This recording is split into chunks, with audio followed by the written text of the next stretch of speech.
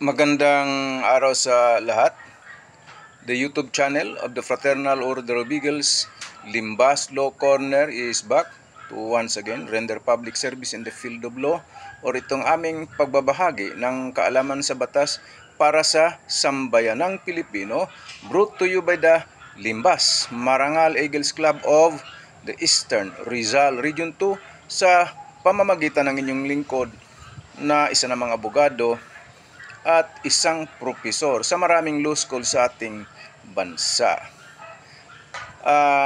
Ang pag-uusapan natin ay tungkol sa ano ang nararapat gagawin ng isang complainant or mga biktima ng krimen pagdating sa hearing sa hukuman. Ay unang-una, dapat maaga talaga kayo. Usually ang hearing sa umaga 8:30 yan. Dapat wala pang alas 8 andun na kayo. At syempre dapat alamin nyo sino yung prosecutor na naka-assign sa korteng yun. At lapitan nyo, kausapin nyo, magpakilala kayo na kayo yung complainant.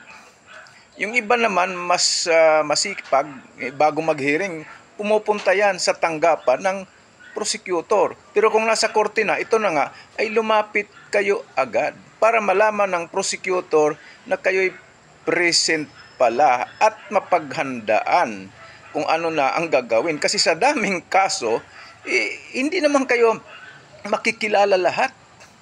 Pwera na lang kung kayo talagang cooperative, pumupunta sa tanggapan ng prosecutor.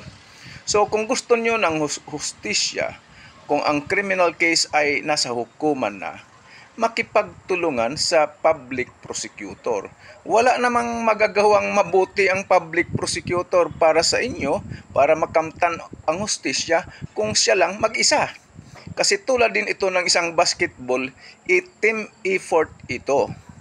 Tungkulin ng prosecutor na ipaglaban ang kaso sa paglabag ng isang criminal law at tungkulin nyo rin na makamtan ang hustisya sa pamamagitan ng pagkipag-cooperate sa public prosecutor at syempre kayo naman ay magsasalita o magtestigo sa hukuman.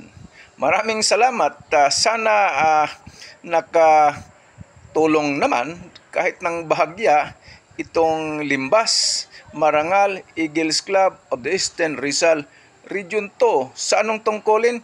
Tungkulin ng isang complainant in a criminal case or yung mga biktima ng krimen pagdating sa hukuman.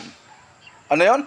Lumapit agad sa public prosecutor at magpakilala kayo na kayo yung private complainant or testigo.